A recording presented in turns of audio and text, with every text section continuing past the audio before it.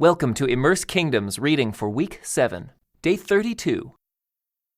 One day near Horesh, David received the news that Saul was on the way to Ziph to search for him and kill him. Jonathan went to find David and encouraged him to stay strong in his faith in God. "Don't be afraid," Jonathan reassured him. "My father will never find you. You are going to be the king of Israel, and I will be next to you, as my father Saul is well aware." So the two of them renewed their solemn pact before the Lord. Then Jonathan returned home, while David stayed at Horesh. But now the men of Ziph went to Saul in Gibeah and betrayed David to him. "We know where David is hiding," they said. "He is in the strongholds of Horesh, on the hill of Hachilah, which is in the southern part of Jeshimon. Come down whenever you're ready, O king, and we will catch him and hand him over to you." "The Lord bless you," Saul said. "At last someone is concerned about me. Go and check again to be sure of where he is staying and who has seen him there, for I know that he is very crafty. Discover his hiding places and come back when you are sure. Then I'll go with you. And if he is in the area at all, I'll track him down, even if I have to search every hiding place in Judah." So the men of Ziph returned home ahead of Saul. Meanwhile, David and his men had moved into the wilderness of Maon in the Arabah Valley, south of Jeshimon. When David heard that Saul and his men were searching for him, he went even farther into the wilderness, to the great rock, and he remained there in the wilderness of Maon. But Saul kept after him in the wilderness. Saul and David were now on opposite sides of a mountain. Just as Saul and his men began to close in on David and his men, an urgent message reached Saul that the Philistines were raiding Israel again. So Saul quit chasing David and returned to fight the Philistines.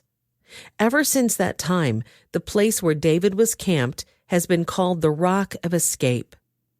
David then went to live in the strongholds of En-Gedi.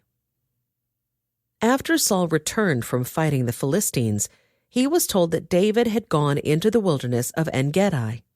So Saul chose 3,000 elite troops from all Israel and went to search for David and his men near the rocks of the wild goats. At the place where the road passes some sheepfolds, Saul went into a cave to relieve himself. But as it happens, David and his men were hiding farther back in that very cave.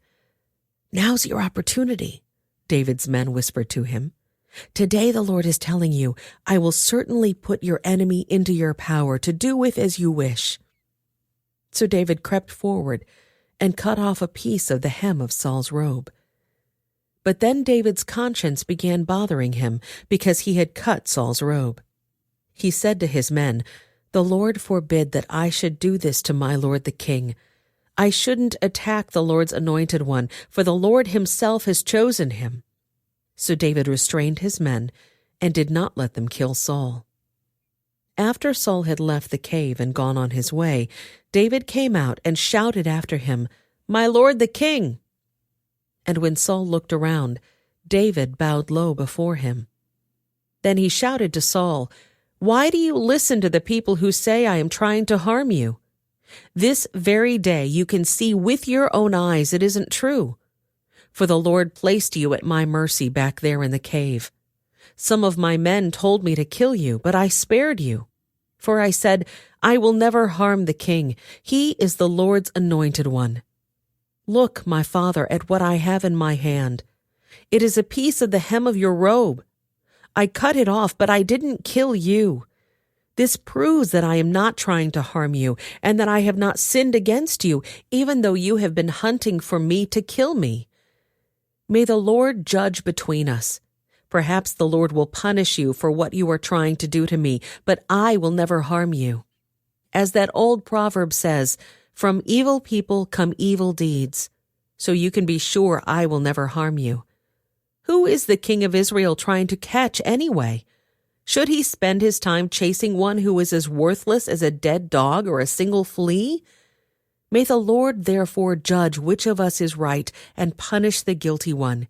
He is my advocate, and he will rescue me from your power."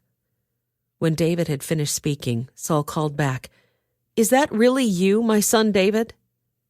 Then he began to cry. And he said to David, "You are a better man than I am, for you have repaid me good for evil. Yes, you have been amazingly kind to me today, for when the Lord put me in a place where you could have killed me, you didn't do it. Who else would let his enemy get away when he had him in his power? May the Lord reward you well for the kindness you have shown me today.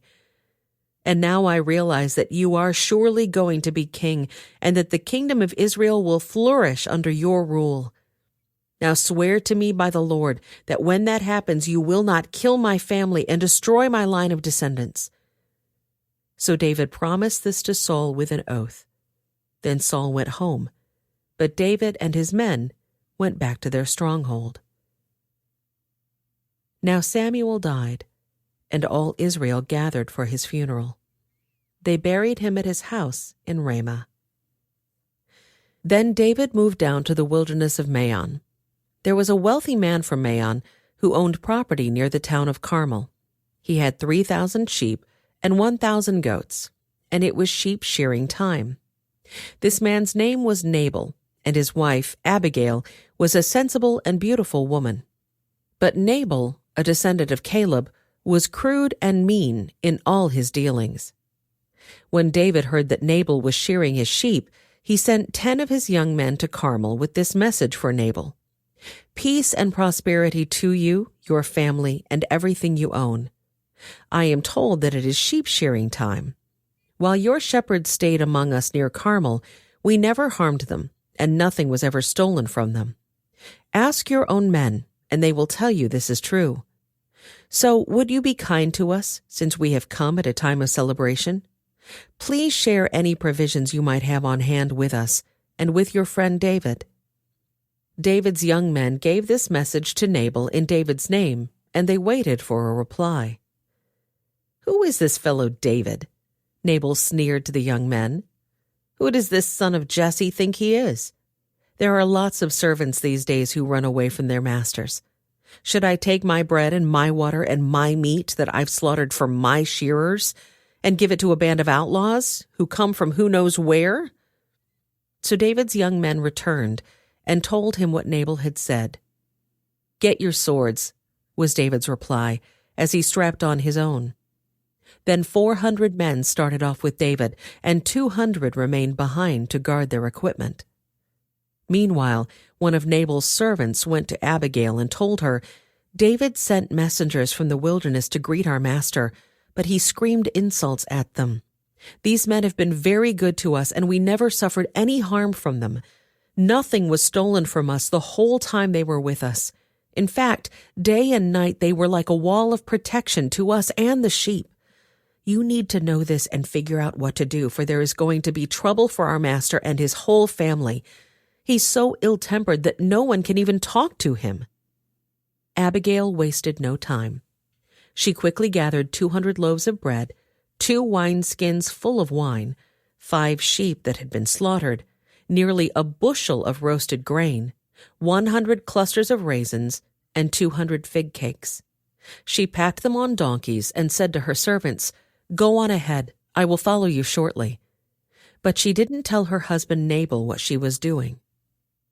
As she was riding her donkey into a mountain ravine, she saw David and his men coming toward her.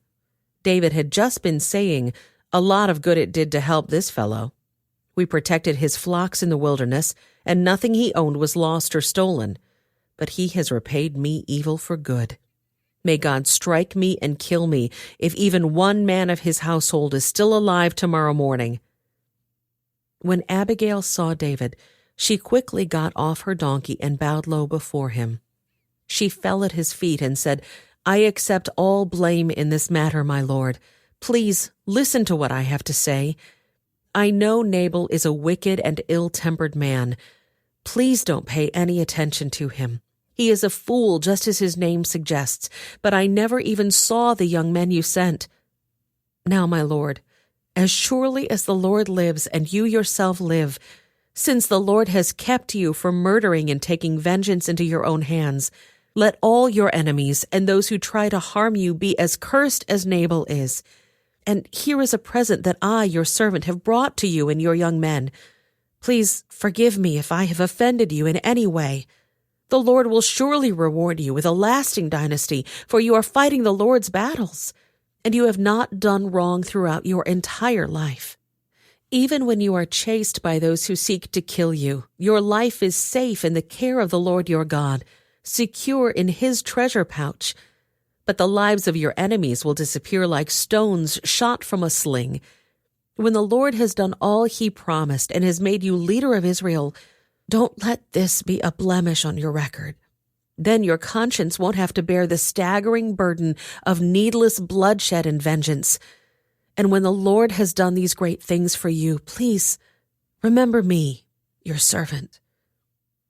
David replied to Abigail, "Praise the Lord, the God of Israel, who has sent you to meet me today. Thank God for your good sense. Bless you for keeping me from murder and from carrying out vengeance with my own hands.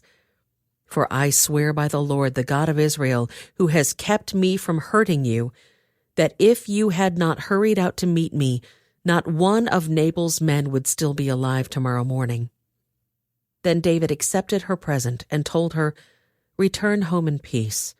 I have heard what you said. We will not kill your husband."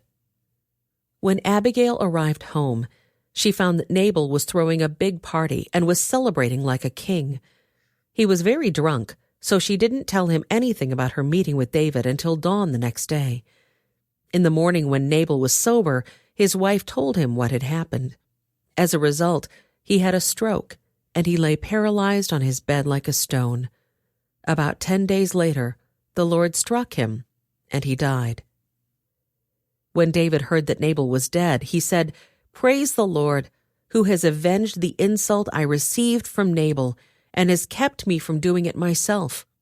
Nabal has received the punishment for his sin." Then David sent messengers to Abigail to ask her to become his wife.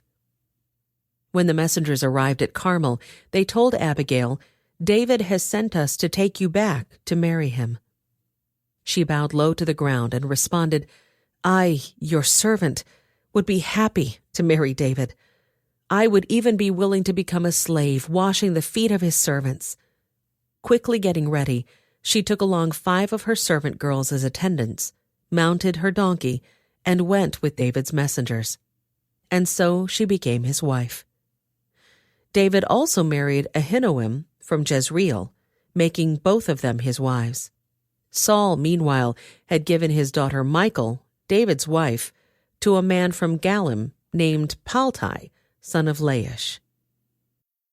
This concludes today's Immerse reading experience. Thank you for joining us.